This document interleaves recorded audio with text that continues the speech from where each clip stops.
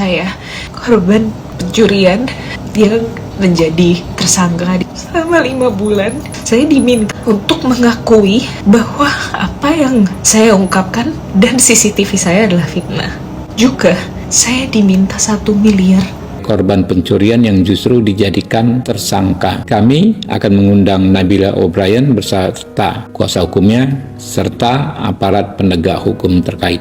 Bos restoran jadi tersangka dan diperas 1 miliar rupiah usai laporkan pelanggan yang tak mau bayar Rp530.000. Komisi 3 DPR RI berencana memanggil selebgram sekaligus pemilik restoran Nabila O'Brien dalam rapat dengar pendapat umum pada Senin, 9 Maret 2026, untuk membahas polemik hukumnya.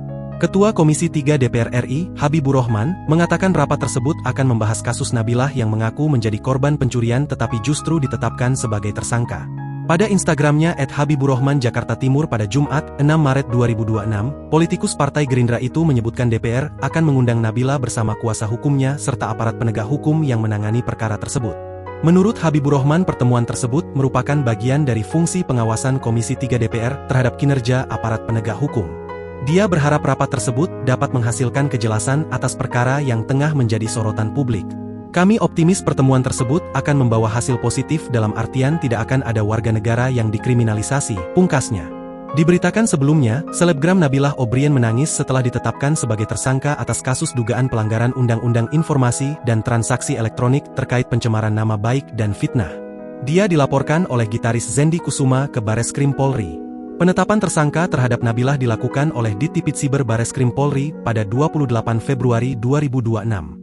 Dalam konferensi pers di kawasan Kemang, Jakarta Selatan, Jumat, 6 Maret 2026, Nabilah mempertanyakan laporan yang dilayangkan kepadanya.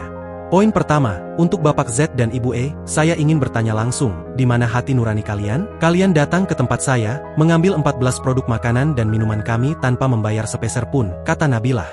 Dia juga menyesalkan sikap Zendi dan istrinya, Evi Santi, yang disebut menghina karyawan restoran miliknya. Tidak hanya itu, kalian menghina karyawan-karyawan saya, masuk ke area dapur saya, membentak, dan mencaci maki karyawan saya yang sedang bekerja mencari nafkah, ujar Nabilah. Nabilah menegaskan dirinya tidak pernah memperlakukan orang lain dengan cara serupa. Saya tidak pernah melakukan itu kepada mereka, dan orang lain seenaknya masuk, mengambil modal saya, serta menghina karyawan-karyawan saya, tutur dia. Dia mengaku syok setelah dilaporkan dan ditetapkan sebagai tersangka meski merasa sebagai pihak yang dirugikan dalam peristiwa tersebut. Poin nomor 2, tega sekali kalian justru melaporkan saya balik, untuk apa? Katanya sembari menangis. Hal lain yang memberatkan bagi Nabilah adalah tuntutan ganti rugi sebesar 1 miliar yang diajukan oleh Zendi. Kalian sendiri sudah mengakui bahwa kalian mengambil makanan itu, namun sekarang kalian menuntut saya 1 miliar sampai 5 bulan lamanya, tutur Nabilah. Saya ini hanya rakyat, pelaku usaha kecil yang sedang berjuang menghidupi banyak orang di belakang saya. Uang 1 miliar itu sangat tidak masuk akal dibandingkan dengan makanan yang kalian ambil, tambahnya. Adapun peristiwa yang menjadi awal polemik tersebut terjadi pada 19 September 2025 di restoran Bibi Kelinci Kemang, Jakarta Selatan.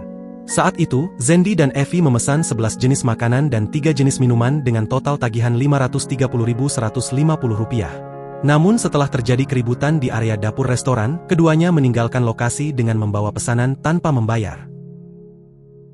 Download Tribun X sekarang, menghadirkan lokal menjadi Indonesia.